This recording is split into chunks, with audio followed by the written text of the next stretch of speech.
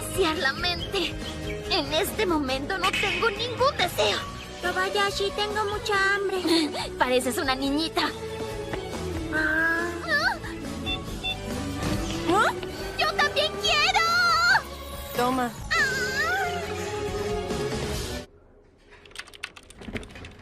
Bien, Kobayashi-san, nos vemos luego. Buen trabajo. Debería irme a casa. Ya tengo hambre. Nuestro poder es exactamente el mismo.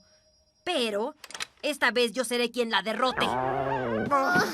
En serio, ¿cómo es posible? Le suena el estómago en una situación tan peligrosa. Los dragones... Ay, creo que hablé de más. Parece avergonzado. Nada. Planeas conquistar este mundo, ¿no? Yo... ¡Cállate! ¡Te llevaré directo a... Vaya. No puede ser. Kobayashi, tengo mucha hambre. Kobayashi, ¿Qué te pareció? ¿Te gustó nuestra obra? Ah. Estuvo bien. Se nota que estuvieron trabajando duro. Buen trabajo.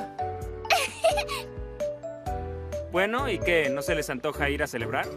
¡Excelente!